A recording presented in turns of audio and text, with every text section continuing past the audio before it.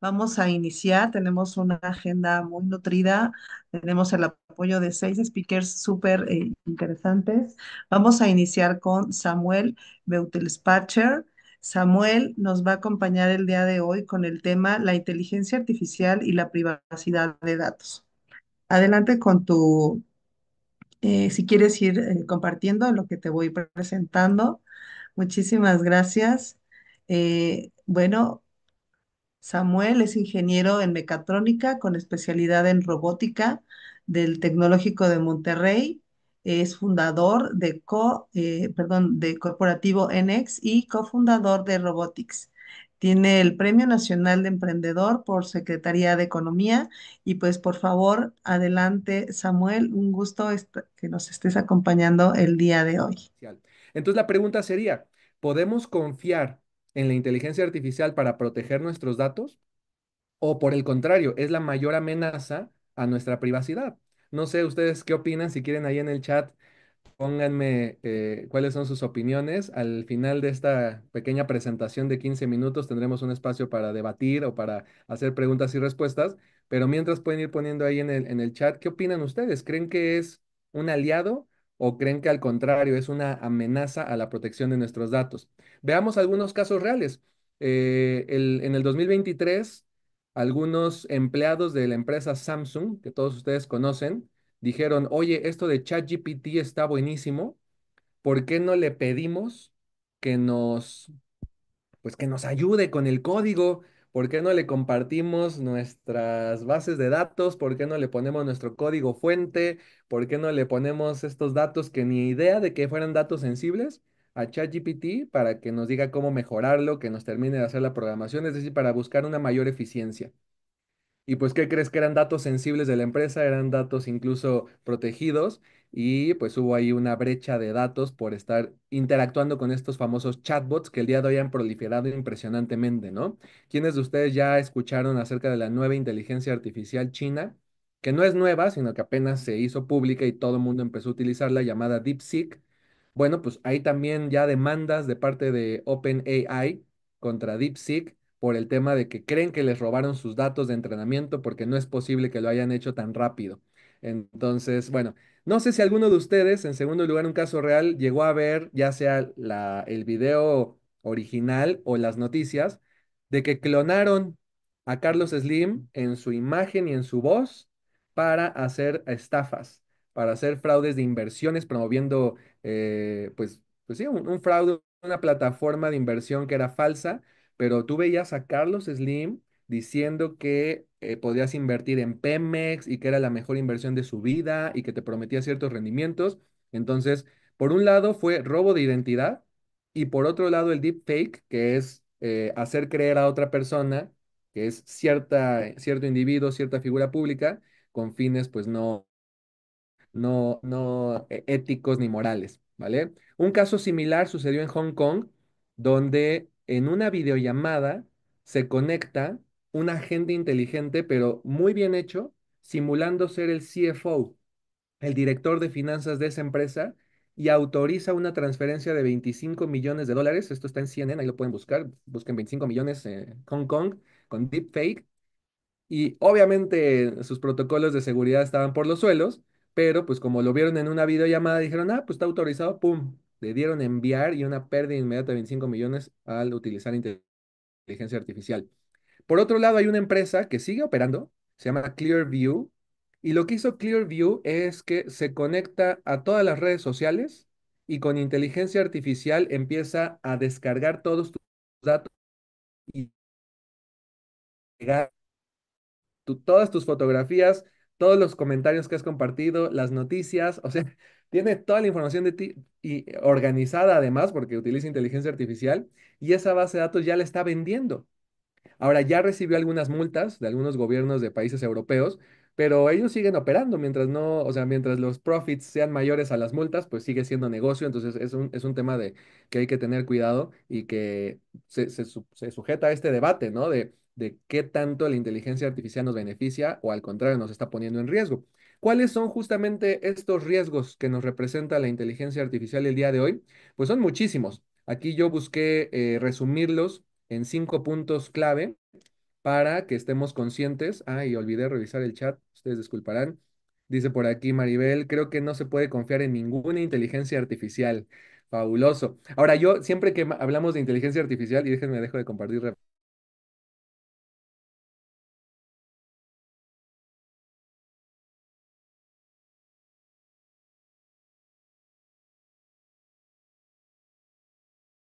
compartieron. Entonces, algunos riesgos de la inteligencia artificial el día de hoy. Recolección masiva de datos. El riesgo de la privacidad siempre ha sido pues, un riesgo latente.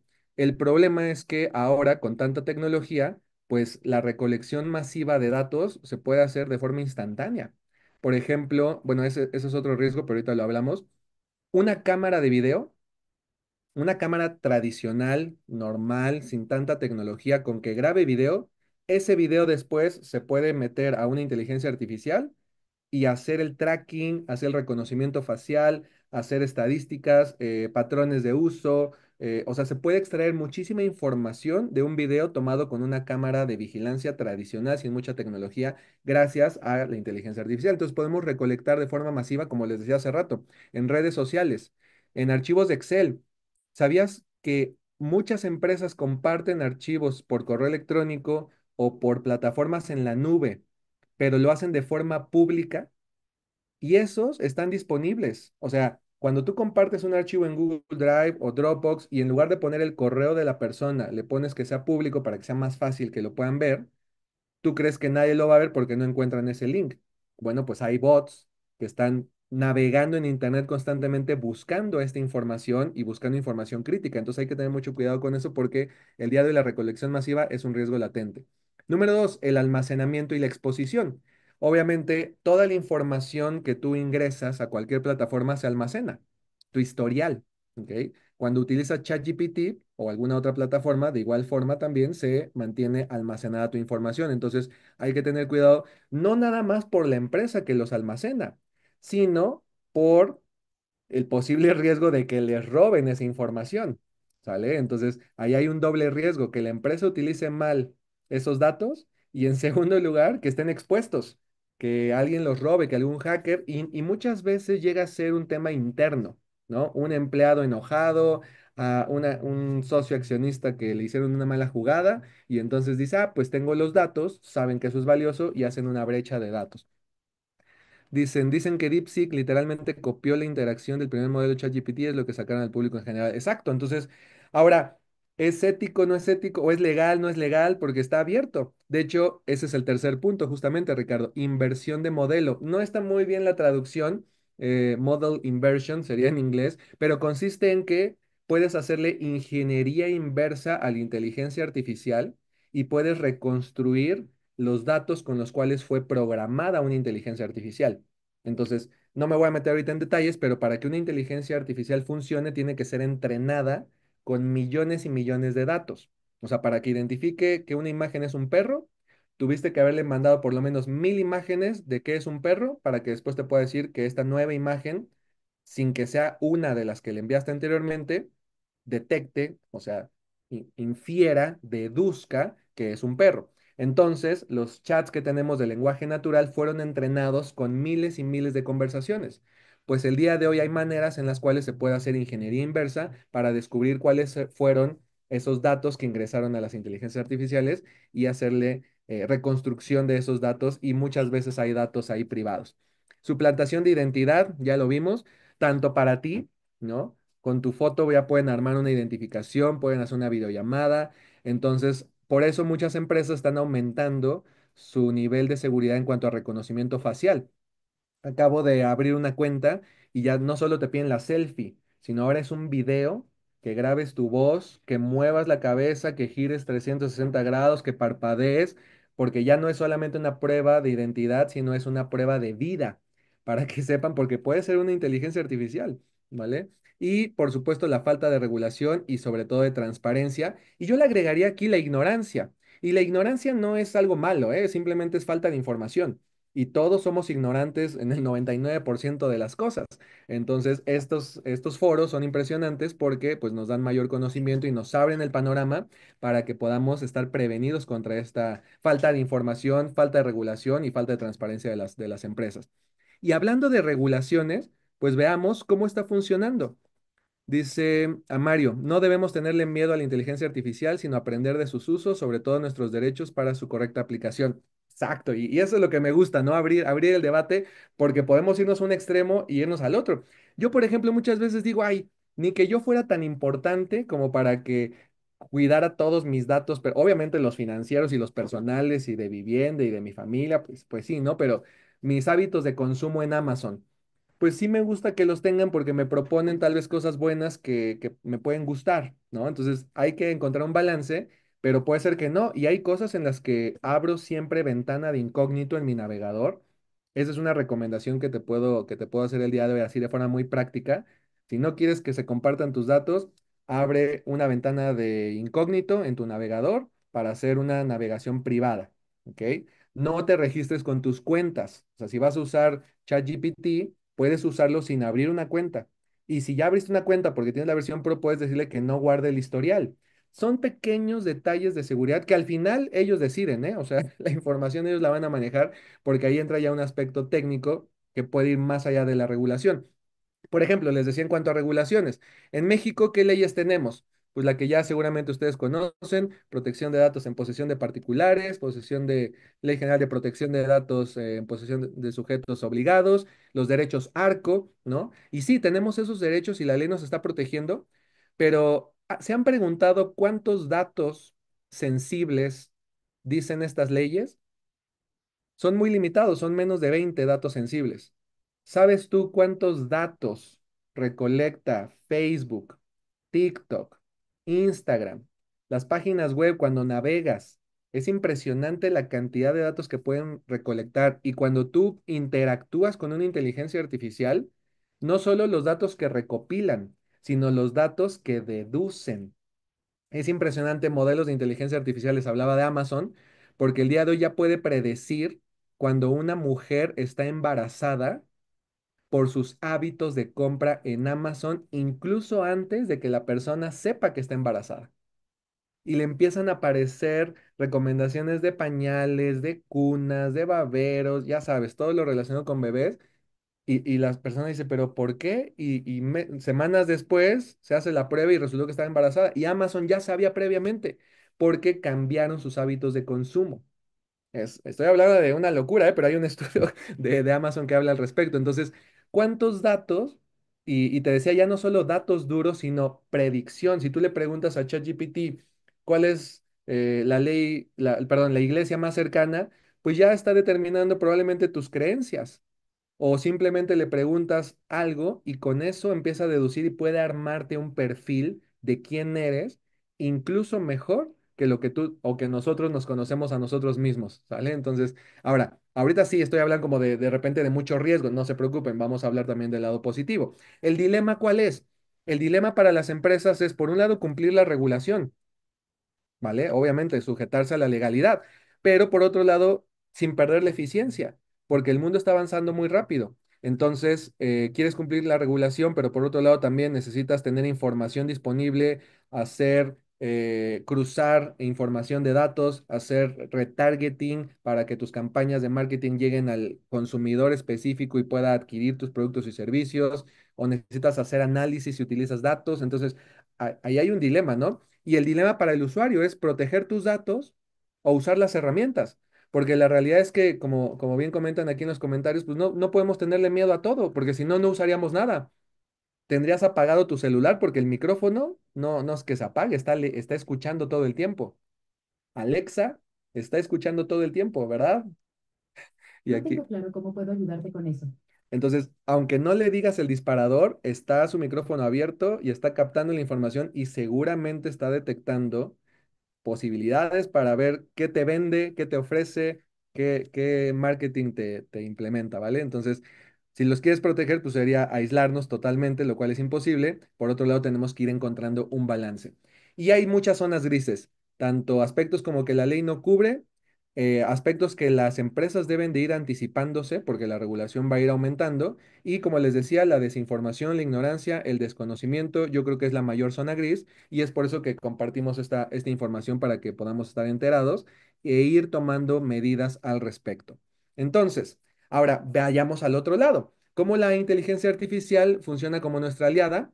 Bueno, pues nos puede servir para hacer anónimos la anonimización de los datos, ¿ok? O sea, si tú ya tienes una base de datos y quieres proteger esos datos, pero necesitas implementar modelos con inteligencia artificial para sacar conclusiones, para hacer análisis, para sacar reportes, podemos utilizar la inteligencia artificial para que esos datos los vuelva anónimos, ¿sale? Y entonces no haya una brecha de seguridad. Y en dado caso que se llegaran a perder por algún tema de hackeo, pues los datos ya no son reales, ¿vale? Detección de brechas de seguridad puede ser tu auditor. Podemos utilizar herramientas de inteligencia artificial para que audite programas, procesos, protocolos e identifique posibles riesgos y también que nos cree un plan, ya sea de prevención o un plan posterior, ¿no? Ya que sucedió el incidente, cómo mitigar ese riesgo, porque te decía que la mayoría de las empresas, en el estudio que mostramos al principio, se enteran de esa brecha de datos 200 días después. Entonces ahí podemos implementar planes de seguridad desarrollados por inteligencia artificial para prevención, detección y contención de esa brecha de seguridad o de datos que haya sucedido. La inteligencia artificial para privacidad diferencial. Actualmente hay mucho auge de esta privacidad diferencial en temas técnicos sobre todo. Ya Apple, Amazon, Google, Samsung ya lo están utilizando y consiste en inyectar datos falsos o datos ruido, para no llamarle falsos, sino datos ruidos, con el objetivo de mantener la privacidad de las personas. Entonces, en una base de datos se inyectan estos otros datos ruido y ya se pierde cuáles son los datos reales con los datos ruidos, se combinan y el estudio, o sea, de todas maneras obtienes las ventajas de haber hecho inteligencia artificial, pero ya no puedes determinar si ese dato provenía de una persona en específico. Ya se protege la privacidad aunque no se pierden los datos, ¿no? Entonces siguen estando, son ecuaciones, todo esto son, toda la inteligencia artificial son ecuaciones matemáticas, todo esto tiene que ver con algoritmos para prever y prevenir pues sí, la brecha de seguridad. Perdón que me estoy un poquito corriendo porque es mucha información, pero ya casi termino. Y la inteligencia artificial para control de accesos y autenticación segura, tenemos que ir un paso adelante, ¿no? Entonces, si se está utilizando inteligencia artificial para deepfake, pues tenemos que ir un paso más adelante y como te decía, tal vez pedir ahora este reconocimiento de vida, prueba de vida, más que el reconocimiento facial tradicional. Autenticación segura, donde se pueden analizar patrones de comportamiento de los empleados para identificar posibles riesgos, ¿vale? Y sobre todo, inteligencia artificial para el cumplimiento automático de regulaciones. Podemos inyectarle las nuevas normativas, las nuevas leyes, incluso leyes que se están autorizando en otros países, que muy seguramente posteriormente se implementarán en México, para crear un plan de cómo nuestras empresas pueden ir cumpliendo con esas regulaciones de manera preventiva para que no nos tome como sorpresa y tengamos que cambiar todos nuestros procesos, sino podemos irlo planificando en el tiempo para que no nos agarre por sorpresa, ¿vale? Entonces, pues si quieren abrimos micrófonos un poco para platicar acerca del tema. Sé que es un tema muy amplio, que hay muchos datos, pero me gustaría saber si tienen alguna pregunta en específico, ya sea para una empresa o para particular, de cómo podemos utilizar automatización con inteligencia artificial para la prevención de datos. Gracias. Al contrario, Samuel, muchas gracias. Pues no sé, tenemos tiempo para una preguntita. ¿Alguien que quiera hacer alguna pregunta? Dice No sé. Rosy, ¿cómo se aplicaría la privacidad diferencial en una empresa? Cuando reciben los datos, antes de tratar esos datos o de meterlos a una inteligencia artificial, es donde hay que hacer la privacidad diferencial. Es decir, que a esa base de datos se le inyectan otros datos que se le conoce como datos ruido. Pero debe haber un estudio para que esos datos ruido no alteren por completo los resultados, sino es como meterle un pequeño error que al final se descuenta ese error del resultado que se haya hecho. pero se busca para que se elimine este tema del riesgo de la privacidad.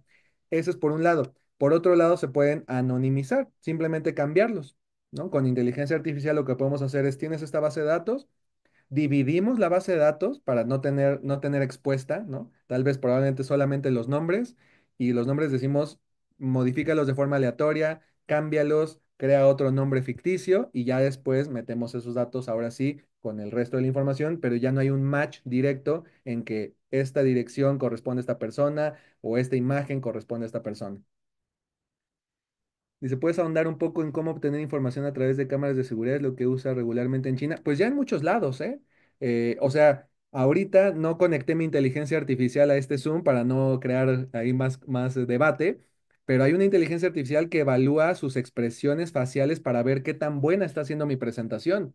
Si sonrieron, si abrieron los ojos, si hicieron gestos como Alma que dice bien, entonces me evalúa positivamente, pero si no hubiera comentarios, si nadie prende su cámara, me dicen, no, tu presentación estuvo del nabo, mejor dedícate a otra cosa, y eso es una inteligencia artificial que lo hace. Entonces, realmente no es la cámara, sino es el software que analiza ese video. ¿Alguna aplicación para aplicar el riesgo de privacidad? Eh, ¿A qué te refieres, Salma, con riesgo? Bueno, si gustan, les comparto rapidísimo mis redes sociales y ahí me pueden escribir cualquier otra duda que tengan para no tomar más tiempo. Simplemente la empresa es Corporativo NX, así me encuentran en todas las redes sociales y un servidor me encuentran como Samuel Tex de tecnologías, Tex, TECS, así me encuentran en todas las redes también y con todo gusto ahí podemos seguir platicando. Perfecto, Samuel. Muchísimas gracias. Qué interesante, de verdad. Justamente el día de ayer, antier, estuvimos en un evento en el INAI, justamente hablando también de la inteligencia artificial generativa en el Día Internacional de la Protección de Datos, que justamente es el día 28, ¿no?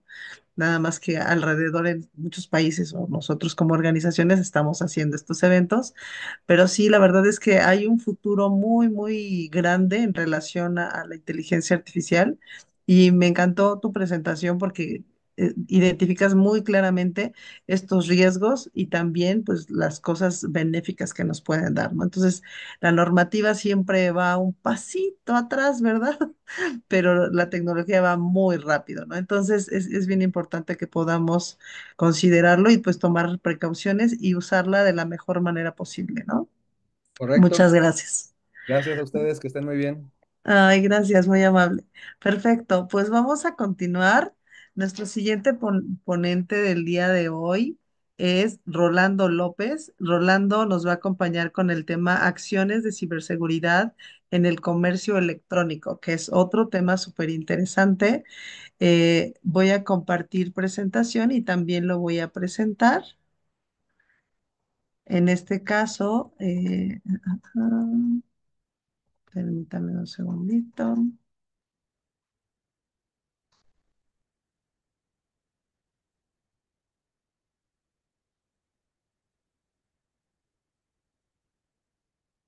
Ujú. Para que tenga sí, su presentación también.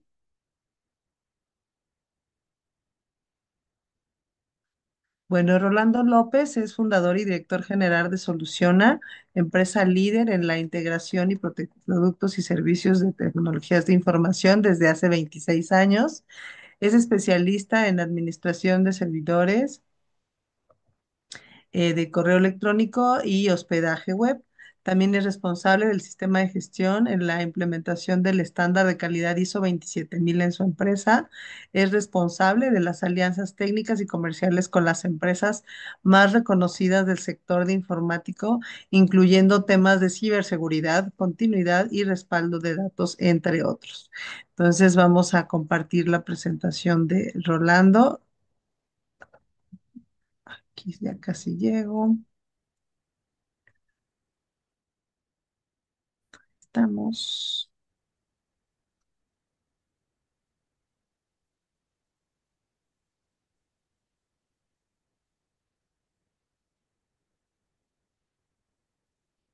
Hey, tú me dices si me escucho bien, Betty. Sí, te escuchas muy bien. Ya estoy por compartir tu Compartes la- presentación. Mándeme. ¿Quieres que comparte yo mi presentación? Ya la tengo aquí, si quieres, te apoyo con la presentación. Nada más estaba viendo la manera de ponerla completa, pero si no, aquí está. Mm, por aquí, pues.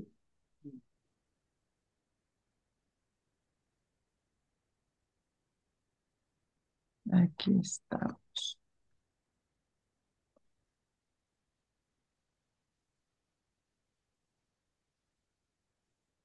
Ay, tengo tantas cositas abiertas. La comparto y dejo. Aquí está ya.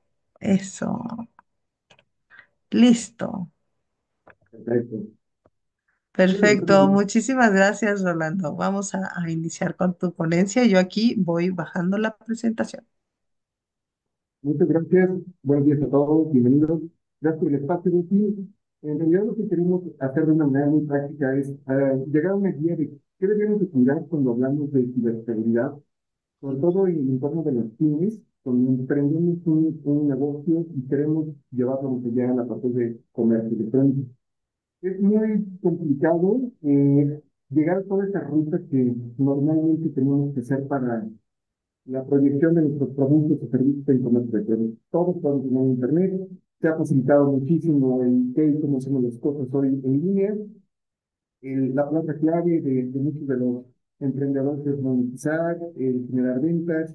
Entonces hay muchas cuestiones que normalmente están sucediendo que debemos de cuidar como parte de nuestra presentación ante el mundo, y sobre todo en comercio electrónico. Cuando hablamos de ciberseguridad y comercio electrónico, tenemos que preocuparnos de varias cosas, entre ellas hacer inicialmente un diagnóstico. Hoy como empresa, ¿qué estamos haciendo? Y tenemos un diagnóstico de cómo está nuestra operación. Rolando, perdóname, se oye un poquito de eco y ¿Ok? como lejecitos. Entonces no sé si te pudieras acercar un poquito más, Sí, seguro. A ver, déjame corregir por el audio. favor.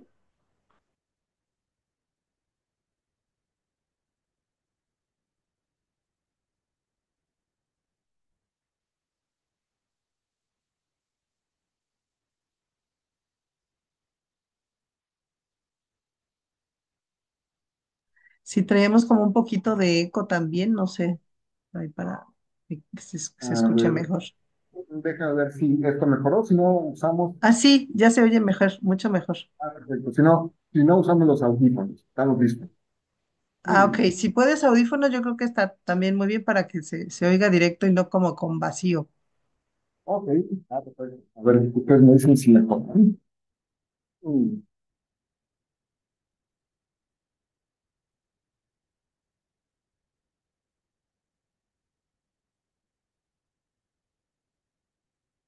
¿Qué tal ahora? Ay, mucho mejor. Muy Gracias. bien. Ok. Siempre es bueno recurrir a lo analógico. Muy bien. Ok. Ok. Bueno, estábamos platicando de que tenemos que partir de varios temas cuando emprendemos un negocio y queremos vender nuestros productos o servicios por Internet. Nosotros en Soluciona lo que hacemos es que damos la consultoría, hemos atendido y nos hemos acercado a muchísimos tipos de clientes de muchas industrias y eso nos da la ventaja de poder entender un poco los diferentes tipos de negocios que existen hoy en día, desde empresas de servicios, consultoras, venta de retail, de productos, a usuarios finales, pero el común denominador de todos ellos es que normalmente no nos preocupamos mucho por llegar a ese punto de automatización, llegar al punto en el que antes de vender tenemos que procurar qué y cómo estamos cuidando los datos digitales de nuestra empresa y cómo vamos a cuidar los datos de nuestros clientes. El emprender a través de una tienda virtual implica muchas cosas en temas de seguridad. Vas a recibir información de tarjetas de crédito, van a creer inclusive en tu marca, en tu negocio, y van a transaccionar dejando información valiosa sobre sus hábitos de consumo, como ya decía Samuel, van a transaccionar guardando información de dónde viven, cuántos productos, con qué tipo de tarjeta, si los pagas frecuentemente, inclusive cuál es el hábito y la recurrencia que tienes. Toda esta es una información sensible que va generando, como bien dijo hace rato en la presentación Samuel, patrones de comportamiento en el consumo de tus usuarios. y eres el corresponsable también del almacenamiento y tratamiento de esta información. ¿Qué pasaría si esta información cayera en manos de alguien que no quisieras? Nos hemos hecho la pregunta de hacer un diagnóstico de qué tan tecnificado y qué tan seguro tenemos esta información almacenada. ¿Qué pasaría si soy atacado? ¿Y por qué sería importante que yo me preocupara en hacerlo cuando mi competencia no lo hace o qué está haciendo mi competencia? En ese tipo de preguntas normalmente surgen un montón de cuestionamientos y respuestas que vamos a ir atacando poco a poco y vamos a empezar con qué es lo que sucede con lo que pensamos, con los mitos tradicionales de ciberseguridad y los hackers y todo esto que está pasando con la inteligencia artificial, nos afecta, no nos afecta. Una pyme es realmente vulnerable, es importante para un hacker o no, los costos de las afectaciones y vamos a llegar al punto de las recomendaciones o una agenda muy práctica de cómo me protejo ante todo esto. Tenemos muy poquito tiempo, yo sé que esto tiene que ser muy ágil, muy dinámico, así que iremos directamente a las acciones. ¿Vamos bien hasta este punto? Seguimos. Siempre está disponible en el chat, estaré al pendiente de los comentarios por si tienen algo que decir, lo vamos platicando en el momento, ¿ok? Bueno, normalmente lo que pensamos es, a los hackers no les interesa mi negocio. Yo estoy vendiendo pulseritas, cadenitas, artesanías, yo hago ciertos productos, estoy emprendiendo un negocio. ¿Por qué un hacker le iba a interesar atacarme a mí? En realidad no es tanto que un hacker esté interesado en atacar tu negocio, sino lo que quiere es obtener tarjetas de crédito. No le importa si eres tú o se llama Coca-Cola o una empresa muy importante o muy pequeña. La información que para un atacante es valiosa es la información financiera, bancaria, en la que pueda monetizar o hacer fraudes de manera anónima. Y prácticamente esa información la obtiene con una tarjeta de crédito, datos de vencimiento, el nombre del titular y puede empezar a vincularlas y hacer cargos. Y de pronto puedes estar en medio de una defraudación, ser parte de una cadena y no darte ni siquiera cuenta. ¿De qué depende todo eso? Pues obviamente de qué tanto tráfico tienes, qué tanto llamas la atención, pero también en qué entorno estás moviéndote en tu comercio electrónico. Normalmente uno piensa que los hackers son contratados por los competidores para hacerte un daño, para causarte una afectación, pero no necesariamente es así. Hay muchos sitios que pueden estar en las nubes de ciertos proveedores, Amazon, Microsoft, Google o cualquiera de ellos, y de pronto tienen o detonan una vulnerabilidad, y en esa vulnerabilidad se encuentra que existen 250 tiendas, y sorpresa, una de esas tiendas hospedadas en ese sitio es una de las tuyas. Entonces, todos los datos que pueden pasar por ahí, que están almacenados, ya están comprometidos y eres parte de una red de ciberdelincuentes. ¿Cómo detectar y cómo evitar ese tipo de situaciones? Bueno, los hackers normalmente no solamente quieren tu información, quieren el acceso a las cuentas de banco, a las tarjetas de crédito, y a partir de lo que puedan obtener, o inclusive hoy una de las cosas más importantes en las cuales se han filtrado las operaciones de los hackers es en difundir la información. Ya no solamente es obtener los datos de tarjetas, también un punto muy importante en donde ha evolucionado esta parte de los ciberataques es en publicar información que pueda ser sensible. Lo platicaba también Samuel en un caso de Samsung, que fue muy conocido hace mucho tiempo, pero también ha pasado con algunos clientes, bueno, algunos clientes, no, con algunas personas o empresas públicas, que de pronto son atacadas y vulneradas con el fin solamente de publicar la información que puede hacer que ese negocio se venga a la quiebra. ¿Qué pasaría, yo les pregunto aquí, si de pronto ustedes se enteraran que GNP, AXA o cualquiera de las aseguradoras o alguna de las empresas en donde todos transaccionamos, un banco, Banamex, BBVA, de pronto se filtrara la información de que todos los datos de sus clientes con información bancaria, transacciones, estados de cuenta, están públicos en Internet? No necesitan atacar o obtener dinero de un ataque como esos. El simple hecho de hacer público la vulnerabilidad de una institución como estas puede hacer que el valor de la acción de una empresa como estas haga que la empresa prácticamente se vea dañada financieramente. Y eso sucede a todos los niveles. Obviamente muchos de los competidores a los que nos vamos a enfrentar se están topando con este tipo de circunstancias. Son atacadas en muchas de las ocasiones simplemente por el simple hecho de comprobar que su información es vulnerable, puede ser pública, y ahí podemos encontrar desde una receta de cocina, una fórmula, una patente o una situación que para algunos puede ser eh, pues relevante el que se publique información sensible de una empresa y de todos los secretos industriales que ahí residen. Algunas de las amenazas que nosotros hemos identificado y que son muy comunes en este entorno es la suplantación de identidad, más con la ayuda de la inteligencia artificial. Es muy fácil que alguien se haga pasar por otra persona, que recibas un mensaje, una llamada telefónica, que tengas un mail supuestamente de alguien más que te pida dinero prestado o que te invite a iniciar un negocio, como le pasó al mismo Carlos Slim. En fin, esa parte de la suplantación de identidad también es algo en lo que nosotros nos debemos de preocupar cuando tenemos tiendas virtuales, porque la base de datos de los usuarios representa la identidad del consumo de esos compradores. Esto se presta también para fraudes, para las estafas telefónicas, los mensajes SMS, y no solamente hacerte pasar por una persona con el fin de obtener el dinero, sino muchas veces para obtener información. Podemos recibir un mensaje aparentemente de una persona conocida en nuestro WhatsApp que nos está mandando un documento o un PDF, y ahora es tan sencillo como con una imagen recabar información de tu ubicación, en dónde te encuentras, en qué ubicación, e inclusive qué tipo de dispositivo tienes y tu localización geográfica.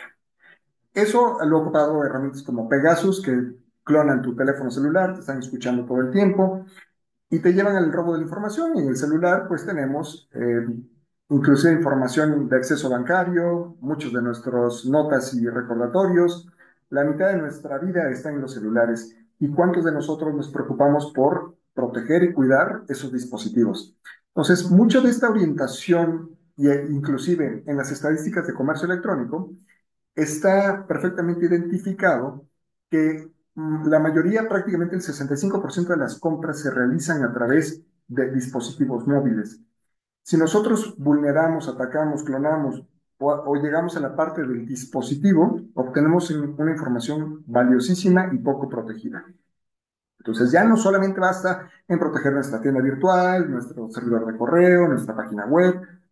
El dispositivo como herramienta de comunicación y transacciones es indispensable.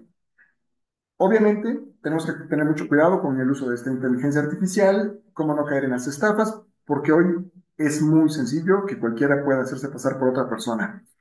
Y obviamente, tenemos que tomar muchísimo más precauciones, inclusive a través de todas las aplicaciones que nosotros instalamos y que de pronto tenemos una aplicación en Facebook, en Instagram, el Snapchat, que de pronto te pone las orejitas de conejo o te hace alguna otra cosa graciosa, entretenida.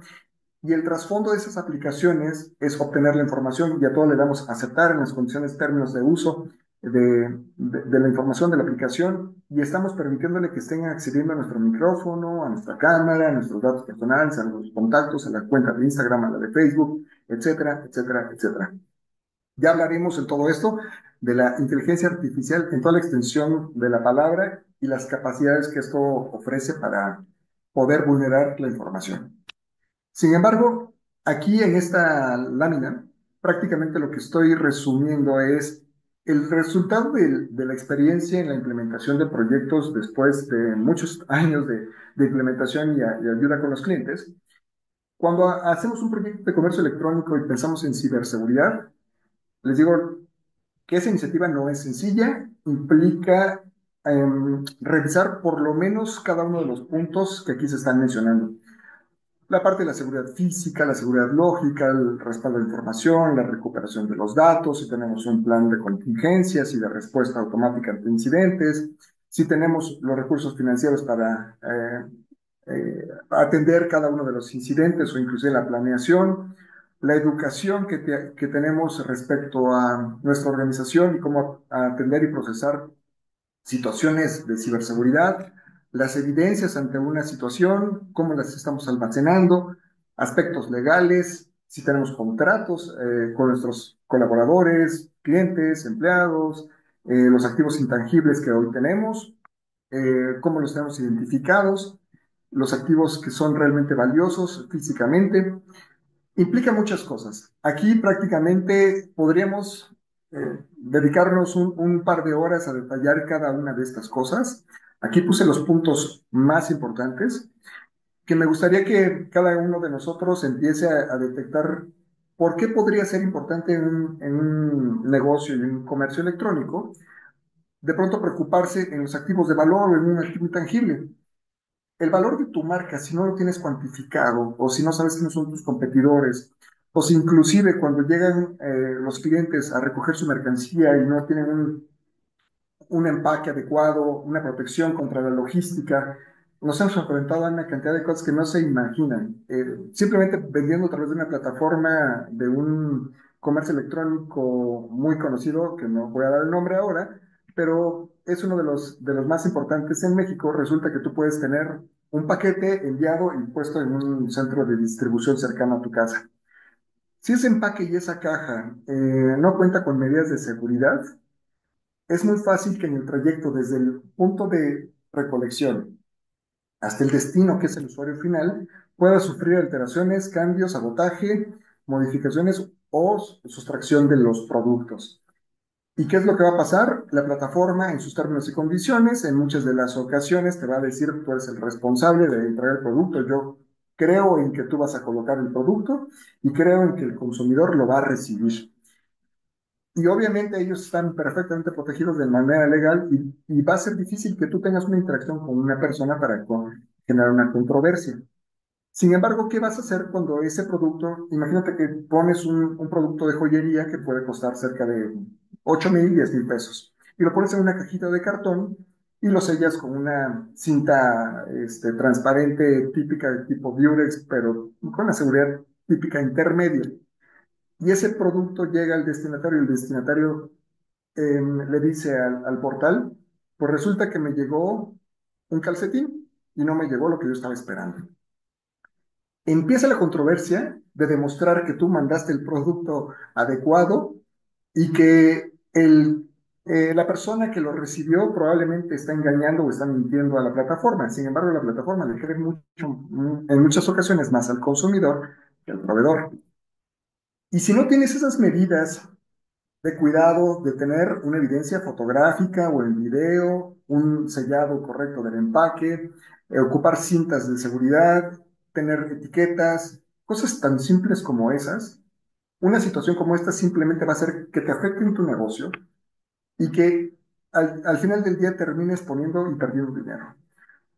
Así de sencillo es este tipo de cosas. Obviamente en el tema de comercio electrónico hay muchas cosas que debemos de cuidar cuando almacenas la tarjeta de crédito, cuando haces una transacción. Y yo no sé si les ha pasado, pero últimamente se han puesto muy de moda los sitios en donde emprendimientos venden productos. Por aquí tengo, a ver, vamos a ver en el chat. Dice, como pymes, muchos podemos tener un esquema de seguridad para proteger la información de nuestros clientes, es decir, existe una seguridad mínima que debemos de seguir. Top 10, medidas básicas de seguridad para pyme, ok. Creo que eso es de hace ratito, ¿no? Es reciente. Por ejemplo, el que está dando de mercadeo por internet, un buen porcentaje de seguridad en el manejo de datos personales y datos estratégicos tiene que ver con los humanos, su capacidad y sus procesos. Sí, justamente.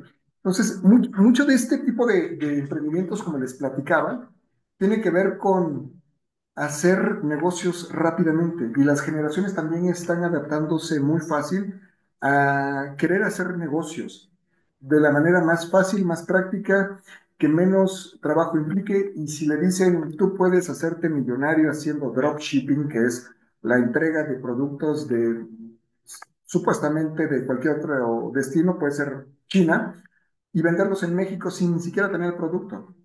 ¿Qué es lo que tienes que hacer? Entras a esta página, pones el producto, copias, creas tu tiendita virtual en línea, seleccionas los productos, los pegas en tu página y empiezas a ser como el intermediario que transacciona los pedidos y que al final del día los resuelve el fabricante que está en China, jamás has sabido de él, no sabes de él, no sabes qué condiciones, términos de uso tenga de la información, ni mucho menos de los productos si te vayan a llegar. Pero tú dices, ok, empiezas a ver pedidos, se ve maravilloso, este juguetito, este, no sé, producto para el hogar, florero, lo que sea. que tú lo compras supuestamente en $1 y lo vendes en 10, y al final del día, pues tú eres el corresponsable de la transacción de esa operación, y si ese operador no lo entrega mal, lo entrega en otro color, lo entrega eh, pues algo que no era lo que estaba originalmente pactado, el responsable eres tú. ¿Qué está pasando? Muchos de esos portales, pues lo que hacen es que no ponen datos de contacto. No hay una empresa generada, intermediaria, que dé el frente. ¿Y cómo lo podemos detectar nosotros y evitar ese tipo de situaciones?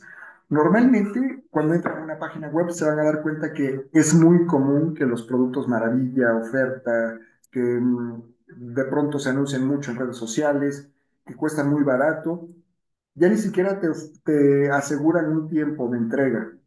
No tienen el dato físico de una empresa de contacto, mucho menos un teléfono, no hay un currículum empresarial. Y si tú llegas a comprar en uno de esos sitios y de pronto nadie te contesta, pues puedes estar siendo víctima de una fabulosa estafa. Al final esos sitios pueden aparecer y desaparecer en 3 segundos y pueden ofertar cosas maravillosas que toman unos cuantos segundos decidir, comprar. Y sin embargo, el consumidor nunca obtiene esa información. ¿Qué es entonces en lo que debemos de tener cuidado? ¿En qué información aparece? ¿Cómo damos el contacto, el seguimiento? Pero con todos estos aspectos que hoy se están mencionando, que son importantes para transmitir una confianza y una seguridad, pero hacernos corresponsables de tenerlos sólidamente bien respaldados. Así sea un tema legal, un tema digital, un tema de respaldo de datos o un plan de acción, que es uno de los puntos a los que quiero llegar precisamente y que justamente es el qué hacemos si esto sucede. Bueno, hay una serie de recomendaciones que a mí me gustaría hacer, mencionar, es muy poco el tiempo como para detallarlos, pero empecemos identificando las amenazas de nuestro negocio. Si tenemos políticas y procedimientos, así sea de una venta en línea, qué se acepta como una devolución, en qué tipo de pedidos, si nosotros vamos a encargarnos de la logística o no. Cuando accedemos y validamos los datos de los usuarios, si estamos ocupando doble factor de autenticación, si le estamos mandando un SMS, si validamos su rostro, qué es lo que vendemos o qué es lo que compramos, inclusive como consumidores, y cómo cuidamos y nos aseguramos que existe una institución, una empresa, unas personas detrás de todo esto, y no fue creado producto de una inteligencia artificial o que no es resultado de una estafa, de un sitio maravilla que de pronto simplemente puede pedirte que metas ahí algunos datos de tu tarjeta y al final pues simplemente el producto nunca te llega. Eso es desafortunadamente también nuestra competencia y van a estar capturando o tratando de capturar a los prospectos de nuestros clientes y pueden venderlo en un precio mucho más atractivo que el de nosotros. Si nosotros tenemos perfectamente protegido esto y transmitimos esa confianza, lo cual es bien complicado a través de una página o a través de mecanismos digitales, pero se puede hacer, se puede lograr teniendo ese tipo de contacto, seguimiento y la intervención humana, que yo creo que es un factor importante que vale la pena mencionar en este punto. Puedes transmitir esa confianza y hacer el diferenciador. Obviamente, contar con mecanismos que prevengan y detecten los ataques. Esto es estar hospedado en un servidor seguro, que sea un proveedor confiable, que no sea un simple GoDaddy y que sea un sitio como de los cientos de miles que existen por ahí. Inclusive tener un plan para contener un impacto ante una situación, ya sea que te roben información o que esté expuesta la información de tus clientes o de tus productos. En fin, hay un plan de ciberseguridad, pero como en todas las situaciones, si nosotros hacemos un control de daños y qué podríamos hacer si de pronto nuestra tienda virtual de la cual operamos y facturamos todo lo que nuestra empresa depende es de ese sitio web y ese sitio web deja de operar, ¿cómo vamos a reaccionar y cuál va a ser nuestro plan de contingencias? Y ese plan de reacción, trabajar en él de una manera muy concienzuda en los aspectos técnicos, logísticos, legales, pero también operativos y cómo reaccionar ante este tipo de situaciones. Activando un plan de continuidad, eso quiere decir ¿qué activo primero? Primero subo una página temporal en construcción, el seguimiento de nuestros clientes, cómo lo tengo respaldado, en fin, depende del impacto y la operación que nosotros tengamos basada en Internet y en un comercio electrónico, esto tiene que ser mucho más robusto y más sólido en cada uno de los aspectos. Pero así vendamos una artesanía o simplemente collares y cosas personales, creo que también debemos de protegernos y pensar en este tipo de acciones. Obviamente es muy importante qué vamos a comunicar, en el sentido de que si nuestra página, nuestro sitio web, tienda virtual de pronto se ve afectada, ¿cuál es el comunicado? Tenemos inclusive, o nos hemos tomado un minutito para decir cuál es el comunicado que le voy a decir a mis clientes. Oye, tenemos una situación, tu pedido está en proceso, no te preocupes, llegará en tanto tiempo. Muchas veces tenemos una situación y no estamos ni siquiera preparados para responder ante ello. A eso se refiere la comunicación. ¿Cómo Rolando, un restablecemos? minutito, Sí, por favor. claro. ¿Cómo restablecemos? ¿Cómo prevenimos? ¿Y cómo nos actualizamos? Prácticamente eso es toda mi presentación, cuestionarlos en todos los aspectos que esto puede impactar y seguramente surgirán muchas dudas. Si hay alguna que podamos atender en el tiempo que tenemos, con muchísimo gusto. Muchas gracias, Rolando. Mira, si andaba ya cerca del tiempo. Ya. Muchísimas gracias. En verdad, muy interesante. Digo, sabemos que el comercio electrónico, pues finalmente es una, un negocio que, como bien comentas, tiende a aparecer y desaparecer conforme pues la intención del proveedor, ¿verdad? También Profeco, por ejemplo, es una empresa que se dedica, bueno, una institución de gobierno que se dedica a auditar ese tipo específicamente de negocios. Cada semestre, ¿no? Hacen este barrido de empresas de comercio electrónico justamente para evitar eso, ¿no? O sea, ese tema de desaparición inmediata, ¿no? Ujú. Y hacen algunas validaciones. Obviamente, pues es un crecimiento impresionante del comercio electrónico. Pues es otra de las ventajas que tenemos en estos momentos, ¿no? Después de la pandemia hay N cantidad de opciones y pues esto Ujú. nos tiene sus ventajas, pero como bien nos compartes, tiene todo un riesgo y todo un tema de acciones que hay que cuidar para pues mantenerte en el mercado, ¿verdad? Muchísimas gracias, Rolando. Un Muchas gusto gracias. nuevamente que nos hayas apoyado. Y pues vamos a continuar con nuestro siguiente ponente. Ah, creo que tengo una preguntita por aquí. Oh, No, nada más invitar a Rolando si puede poner sus datos de contacto aquí en el chat que le estaba solicitando por ahí Lucero. Entonces, si los puedes poner en el chat, por favor. Sí, claro, ahora mismo. A ver, ahí está. perfecto, muchas gracias, Rolando. Al contrario, gracias a ustedes. Buen día. Continuamos con Rodrigo Guizar. Rodrigo Guizar nos va a hablar ahora de un tema también muy interesante que es la protección de datos personales en operaciones inmobiliarias. Sabemos que en la Ciudad de México y en muchos países, en muchos estados, hay una renovación inmobiliaria impresionante. Lo que nos comparte en este momento, déjenme presentarles a Rodrigo. Rodrigo Guizar es ingeniero químico egresado de la Universidad Iberoamericana y actualmente se desempeña como director general de Quality Inmobiliaria México, una marca ya de 29 años de trayectoria en el mercado y 15 años ya como franquicia nacional. Esto es bien importante porque pues habitualmente hay muchas franquicias inmobiliarias en México, pero pues son extranjeras. Quality es una franquicia mexicana nacional y eso está padrísimo. Su liderazgo ha sido clave en el crecimiento y fortalecimiento de la marca, especialmente en su presencia digital y en la unión de los miembros de la franquicia.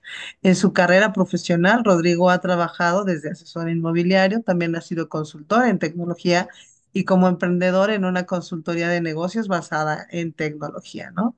Rodrigo también es un reconocido ponente en foros nacionales e internacionales como el Magno Evento Inmobiliario, Suma Income y foros en Perú. Sus conferencias se centran en temas como el balance integral de las personas, la colaboración entre colegas y el uso de la tecnología para proteger el factor humano en los negocios. Recientemente fue elegido como presidente de Citi, donde busca unir el sector inmobiliario fomentando una mayor colaboración y servir como un canal de información confiable, perdón, para todos para mejorar las decisiones del mercado. Pues muchísimas gracias, Rodrigo. Bienvenido. es tu tiempo y pues acompáñanos con tus comentarios y presentación. Muchísimas gracias, Betty. Muchísimas gracias, Ricardo, por la invitación, que sin duda es uno de los temas, me parece, más importantes de la actualidad. Hoy que vivimos en la era de la información, hoy que vivimos en cosas digitales, hoy que en todos lados le andamos dando clic a todo y por todos lados andamos compartiendo nuestros datos, pues el conocer cómo nosotros nos tenemos que cuidar o qué es lo que la ley nos da para cuidarnos, creo que es, híjole, algo que deberíamos de estar viendo, como hasta en la secundaria deberían de enseñar esta clase, ¿no? De cómo debemos de tratar estos datos. Como bien dice Claro, Betty, yo me dedico a la inmobiliaria. Entonces, el día de hoy, la plática que quiero hacer es, no quiero enfocarme en tanto los datos que se comparten o los datos que estamos haciendo o los datos como tal en el medio inmobiliario. Porque en el medio inmobiliario, evidentemente, de una forma, tenemos que abrir las puertas de nuestras casas. Vaya el chiste que viene muy ad hoc con la plática, pero la puerta de nuestras casas a términos legales también, ¿no? O sea, saber hasta en escritura quién es el dueño de los ladrillos en los que estoy viviendo. Entonces, esto quiere decir que es un tema sumamente sensible no solamente por nuestros datos, sino porque empieza a alojar cosas que tienen que ver con nuestra vida, cosas que tienen que ver con nuestra familia, empezando hasta por una dirección. ¿No? Muchas veces creemos que el poder estar en internet y demás nos tiene cierto anonimato, lo cual pues también ya nada más es una leyenda, pero la realidad es que cuando compartimos información de nuestros inmuebles, estamos diciéndole a la gente, pues esto es hoy, estoy aquí, aquí está mi familia y y pues bueno, este es en donde pertenecemos. Entonces, esta sensibilidad es algo que tenemos que tener en mente cada vez que hagamos un negocio inmobiliario. Para empezar esta plática, pues antes que nada, me estoy dando cuenta que todo el mundo tiene su camarita apagada, entonces si por ahí alguien pudiera hacerme el favorcito de prender su cámara, se lo agradecería mucho. Pues cuando una persona está de este lado dando la plática y se lo tiene que dar a una pantalla de cierta forma en oscuro o sin saber con quién platica, es un poco más tedioso, es un poco más difícil que tener una conversación. Y esa es la segunda parte de mi invitación. La segunda parte es, esto quiero que sea más como una conversación. Entonces, si en cualquier momento alguien quiere hacer un comentario, tener una pregunta, levante su manita, prenda su micrófono, interrúmpame y con mucho gusto lo voy a hacer. La plática la quiero enfocar más, como decía, no tanto en qué son los datos que estamos compartiendo al hacer una operación inmobiliaria, sino quiero irme más a qué son las cosas en las que debo de tener cuidado cuando estoy haciendo una promoción inmobiliaria, ¿no? Porque obviamente, si ahorita me pongo a enlistar todos los datos que damos, pues va a ser algo que, como platicaban hace rato de inteligencia artificial, que mejor le pregunto a ChatGPT y me hace una lista, ¿no? Entonces, más bien, ¿en dónde tenemos que tener cuidado? Tanto como usuario que está buscando, como usuario que está poniendo sus datos, pues ahora sí que al público. Hoy en día estamos viviendo esta digitalización espantosísima o muy buena, ¿no? También siempre todo tiene dos caras de la moneda. Sin embargo, cuando ponemos estas publicaciones en Internet, como les digo, estamos abriendo las puertas de nuestras casas, estamos abriendo las puertas de nuestra vida, de cierta forma, para que las personas puedan entrar. Entonces, ¿dónde es donde debemos de tener cuidado? Para empezar, es algo que tenemos que platicar con nuestro agente inmobiliario. Siempre es muy importante trabajar con un agente inmobiliario por infinidad de anuncios que no les voy a dar hoy en día. Pero cuando hablamos con nuestro agente inmobiliario, ¿qué preguntas tenemos que hacer? Las preguntas de ¿en dónde vamos a publicar? ¿Qué información se va a publicar? ¿Por qué se va a publicar esa información? ¿Y quién está al pendiente de esa información? Hoy en día nos hemos dado cuenta también en el medio inmobiliario que hay muchas plataformas y hay muchos sistemas por ahí que andan robando información. A lo mejor no con un tema de malicia, pero a lo mejor sí con un tema de generar información. Entonces, no sé si han escuchado o si ya platicaron sobre el concepto de lo que se dice scrapping, que el scrapping básicamente son bots, son programas que entran a páginas, arrastran así, como, pues ahora sí como en inglés, como scrap, arrastran la información de estas páginas y las duplican en una tercera página. Entonces, aquí es en donde tenemos que tener cuidado. ¿En dónde está nuestra información y cómo la podemos tener controlada? Nos hemos dado cuenta que, por ejemplo, yo directamente en mi oficina, en Quality, Betty y Ricardo, que también se dedican a este negocio, podemos subir un anuncio, pero ese anuncio, ¿será que nos lo están volando para otro lado? Y si nos lo están volando, esa información, ¿para qué se está utilizando? Una cosa es pues, que violen nuestro consentimiento al tomar la información sin preguntar. Y la segunda es para qué se está utilizando. Porque esa información la podemos estar utilizando simplemente para generar data, que si yo no di permiso para usarlo para ello, sigue siendo algo malo, ¿no? Pero peor si yo utilizo esa información para poder hacer algún tipo de fraude. Porque eso a fin de cuentas están llegando con nosotros, están usándonos a nosotros para poder engañar gente. Ejemplo, tipos de fraudes que pueden existir. Les voy a contar una pequeña historia. Por ahí anda un microfonito, no sé si alguien quiere Luis, calentar o... a ver, déjame preguntarle. Luis, Luis A mí se Yáñez. me hace que fue sin querer. Bueno, voy a seguir. Sí. Les voy a contar una historia. Había una vez un cuate que fue muy listo y decidió que iba a Pero engañar gente haciendo la el, venta de un el departamento. administrador puede apagarle el micrófono. Gracias. Este, esta persona entró a una plataforma que todos conocemos que se llama Airbnb, rentó un departamento por 2 meses y usó la información de este inmueble para poner un anuncio de venta de departamento. Y nada tonto, puso un precio súper atractivo.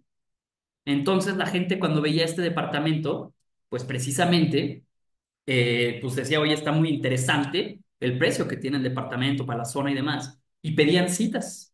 Y entonces, durante estos 2 meses que él apartó el departamento, tuvo citas, mostró el inmueble, hizo el recorrido, prácticamente hizo una labor de venta espectacular.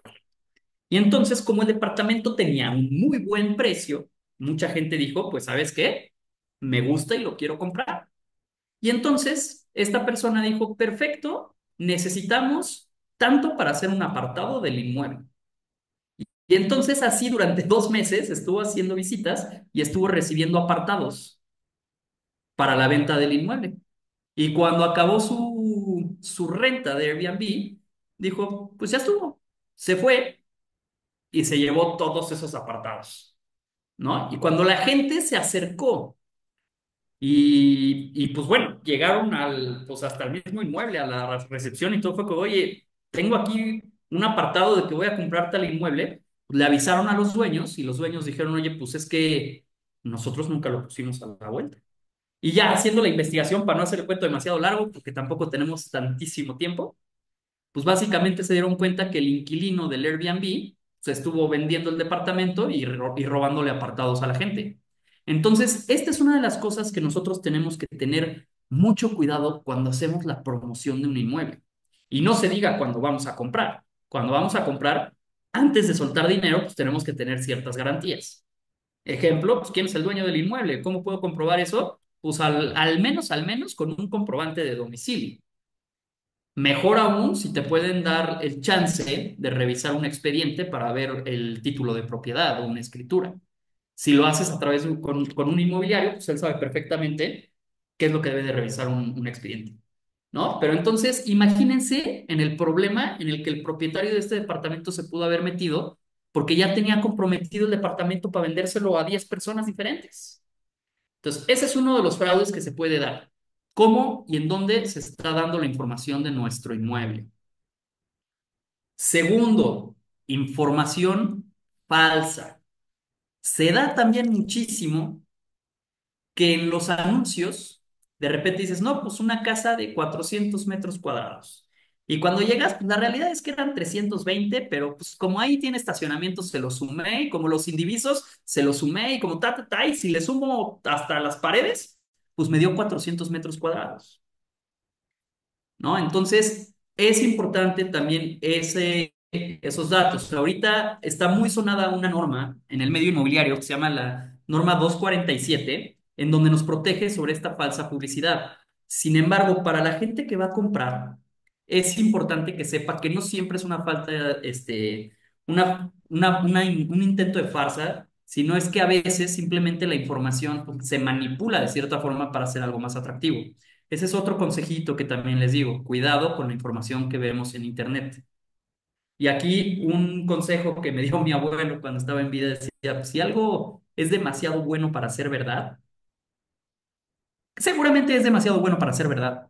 Es muy difícil que, o sea, obviamente, pues, si encontramos una oportunidad hay que perseguirla, ¿no? Pero si algo es demasiado bueno para ser verdad, es posible que sea, pues, una farsa. Otra parte de la falsa publicidad puede ser cuando veo fotos, muchas veces la gente asume como, bueno, lo que está en la foto es lo que estoy comprando. Y también me ha pasado que se vende un inmueble y cuando se entrega, bueno, hasta el medidor de luz una vez se llevaron, los focos una vez se los llevaron, los muebles los desempotraron, o sea, pelaron el departamento así como si fuera cascaroncito y lo dejaron en los huesos a la hora de entregarlo. ¿No? Entonces, también otro consejo que les puedo dar es cuando ustedes estén buscando un inmueble para rentar o para comprar, pregunten muy bien qué incluye el inmueble y directo ahí en el departamento señalando, esa persiana se va a quedar, eso se va a quedar, todo eso también es algo que debemos de saber, ¿no? Porque muchas veces esto se usa hasta, pues no solamente para hacerlo más atractivo, sino a veces hasta para engañar. Evidentemente hay cosas que se hacen de mala fe y cosas que no se hacen de buena fe, pero hasta cuando hay de buena fe existen los malentendidos. Ejemplo, también una vez me pasó, en una casa, pues había un closet en un cuarto, que el closet, pues era un closet muy grande y cuando se entregó el cuarto, no dejaron el closet, porque el closet era un mueble, no estaba empotrado. Y cuando nosotros hicimos la compraventa, se dijo, solamente los muebles que están empotrados se quedan en la casa. Y los compradores se quedaron muy a disgusto porque no había closet. Y la vendedora dijo, pues es que yo dije que dejaba lo empotrado. Y ese no es empotrado. Ese es un mueble que yo me llevo porque es mío. ¿No? Entonces ahí, ¿quién tiene razón? Entonces, esos datos ni siquiera es por mala fe, simplemente son malentendidos. Sin embargo, sí hay mucha gente utilizando este tipo de estrategias para hacer lo que hoy en día se conoce como phishing, que es básicamente tirar una cardenadita y ver quién cae, ¿no? Entonces, en el medio inmobiliario, siempre a todos los colaboradores que tengo, a toda la gente que trabaja conmigo y demás, siempre les he dicho, estamos nosotros en un sector sumamente vulnerable y sumamente importante porque estamos trabajando con el patrimonio de la gente. El patrimonio de la gente no solamente son ladrillos, es una vida, gente que invirtió 25 años pagando una hipoteca, gente que ha vivido con su familia ahí, que ha cumplido sueños, que es la seguridad que su misma familia tiene. Entonces, cuando tenemos este tema de que vamos a dar datos tan personales, tenemos que asegurarnos muy bien de esos datos, cómo se van a usar. Entonces, para tampoco usar demasiado tiempo, porque esta conferencia, cuando me dijo Betty, tienes 20 minutos, pues me puse a temblar un poquito, ¿no? Yo tenía un profesor en la universidad que decía, no manches, para dar una plática de 7 horas, facilísimo la preparo. Cuando me dicen es de 10 minutos, híjole, ¿cómo resumo todo? ¿No? Entonces, el sentido que yo quería para esta plática era darles un poquito de ejemplos y sobre todo dejarles poquitos o banderitas de cuando ustedes estén en esta situación de que quieran vender o comprar un inmueble o en la renta, ¿qué son las cosas que pueden estar pasando? Entonces, tenemos que tener mucho cuidado con la publicidad. Una vez más, si soy propietario, ¿qué información se va a publicar? ¿En dónde se va a publicar? ¿Y quién va a estar al pendiente de esa publicación? Consejo para cuando vamos a rentar. Cuidado con los anuncios. Los anuncios también pueden usar esta estrategia de phishing. ¿Qué es lo que estamos viendo? Tenemos que ser muy escrupulosos en lo que preguntamos. Desde esto que puede sonar pues, un poquito simplón o a lo mejor superficial de qué trae el departamento y que a lo mejor dices, bueno, si se llevaron un closet, me quedo con el mal sabor de boca, pero pues hago un closet. Pero si lo que te pasan es, oye, para apartar el departamento son 50,000 pesos Si el inmueble, la realidad es que es un cuate que lo está rentando en Airbnb, entonces a lo mejor ahí estamos hablando de que puede ser algo más grave. Entonces, también tener mucho cuidado y mucha certeza con los anuncios. Los anuncios nos sirven muy bien para hacer la mercadotecnia, pero siempre tenemos que terminar de hacer el negocio con una persona a la que tengamos bien identificada y bien reconocida. Ya sea una inmobiliaria, no necesariamente tienes que ver al propietario, pero sí tienes que saber quién es el propietario y pues, saber que el propietario mismo es el que te está haciendo el trato, aunque lo hagas a través de un intermediario. ¿Cómo podemos hacer esto? Pues con una credencial y una firma. Tan fácil como una oferta. Oye, ¿quieres que te dé un apartado? Perfecto. Necesito que la oferta me la dé firmada el propietario, que me dé una seguridad de que esta persona es el propietario, y entonces yo con eso yo con eso te puedo soltar los 50,000 pesos de apartado y no caer en una estafa en donde realmente pues podamos estar estas personas pues maliciosas, buscando hacer dinero rápido y dinero fácil. Me parece, Betty, que ya no tengo mucho tiempo. Ojalá les haya podido dejar así, pues nada más así como de órale, ni me lo había imaginado que estas cosas pueden pasar. Mi recomendación es zapatero a tus zapatos. Cuando quieran hacer una operación inmobiliaria, acérquense a alguien que se dedique a esto y seamos muy escrupulosos. Tengamos mucho cuidado con la información que estamos compartiendo. Importante, yo sé que este tipo de foros y hoy en día que estamos hablando tanto de la información en la era digital, o sea, términos y condiciones, y entonces ya se llevaron hasta mi mail y el día de mañana me roban y me hackean mi WhatsApp, pero también no perdamos de vista lo que sigue siendo tangible y lo que sigue siendo físico, como por ejemplo, si alguien me pide la escritura de mi casa, ¿a quién se la estoy compartiendo? ¿Cómo va a usar estos datos? ¿Y en dónde puedo firmar de que yo estoy autorizando? ¿Y hasta dónde llega pues ahora sí que el permiso que yo doy para utilizar estos datos? ¿No? Tanto con notarías como con inmobiliarios, como otras personas. Ahora, una última cosa y el último pensamiento que les doy, que alguien les pida la escritura de su casa es normal, porque también a nosotros nos pasa muchísimo que pedimos, oye, necesito tu escritura para revisarla y te dice, uy, no, ¿cómo te voy a dar la escritura? No den originales, den copias, den escaneados y todo, pero es algo normal. Y recuerden que las escrituras están en un lugar resguardados que se llama registro público. ¿Y qué es? Es eso, es público. Entonces, a fin de cuentas, es información que de todas formas se puede llegar a ella. Y si realmente quieren hacer una operación de este estilo, se va a tener que enseñar este tipo de información. Entonces, simplemente háganlo con alguien que trabaje de manera profesional. Con estos pensamientos termino la plática del día de hoy. Veo que hay un par de comentarios. Hay una pregunta por ahí si nos ayudas, Eso es lo que por quería ver. favor. Laura, ¿los asesores inmobiliarios están certificados? En su caso, ¿en dónde se puede verificar la validez de la certificación? No, la respuesta rápida es no. Hay muchos movimientos, hay estados en donde ya existen licencias inmobiliarias. Realmente las licencias todavía ni siquiera son tan importantes. Llegarán a ser en unos años, sí, sí llegarán a ser en unos años. En la Ciudad de México, que es donde nosotros operamos, todavía no son, ¿cómo se dice? Todavía no son obligatorias, pero hay diferentes formas en las que puedes reconocer a un buen inmobiliario, ¿no? Existen asociaciones como AMPI, como APSI, en donde uno puede estar registrado. Si está registrado ahí, normalmente se lleva un control de pues, si alguien es fraudulento, pues no los dejan estar dentro de las asociaciones. Entonces, preguntarle a un inmobiliario si pertenece a una de ellas es una forma de reconocerlos. Mismo AMPI, a través de conocer, que de hecho aquí veo que alguien puso, te da una certificación. Esa es una certificación de cierta forma de conocimiento como tiene el conocimiento de esto, pero pues, otra vez, tampoco es difícil sacar eso. Si yo estudio tantito y hago ese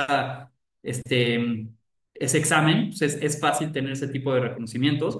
Trabajen con marcas conocidas como las franquicias, como lo somos nosotros, Quality Inmobiliaria. Es una marca reconocida en el medio, entonces, pues evidentemente, si yo tengo a alguien que hace fraudes dentro de mi marca, pues voy a hacer absolutamente todo lo posible para erradicar ese error. Entonces también es otro pequeño check con el que podemos darle validez a un inmobiliario, a un asesor inmobiliario, correcto. Y bueno, el día de mañana habrá licencias, pero hoy en este segundo, todavía no hay. Para vender desarrollos solicitan matrícula. Para vender desarrollos posiblemente sí necesites una matrícula, pero más importante que eso es tener registrado un contrato de adhesión. Si tú vas a comprar un inmueble de un desarrollo, pregunta y revisa por el contrato de adhesión. Esa es la parte más importante en los desarrollos. Pero muy bien, ya no estoy fuera de mi tiempo, no me quiero comer el tiempo de alguien más. Betty, Ricardo, Muchas muchísimas gracias. gracias. Gracias a todos los que están aquí escuchando. Para mí fue un placer compartir con ustedes el día de hoy. Muchas gracias, Rodrigo. Agradezco mucho tu tiempo, tu información. Y en efecto, o sea, al final existen estas instituciones que pueden emitir algún tipo de certificado, pero como dice Rodrigo, no son obligatorios, no literalmente, ¿no? Y al final, pues es permitido realizar operaciones. Este tema del contrato de adhesión sí es muy importante también porque cada persona que contrate, por ejemplo, a un asesor inmobiliario o a alguien para que promueva su casa, exijan un contrato de adhesión que les va a garantizar que la persona está registrada, al menos en Profeco, ¿no? Que Perfecto. está cumpliendo con la norma de la 247 y eso les dará mayor certidumbre en cualquiera de sus operaciones al respecto, ¿vale? Muchísimas gracias, Rodrigo, un gusto, bonita Gracias tarde a ti y y voy ahí a dejar aquí en el salúdame, chat mis datos por si por alguien tiene favor. cualquier comentario o algo más en que extendernos. Con mucho gusto los atenderé. Claro que sí, Rodrigo, muchísimas gracias.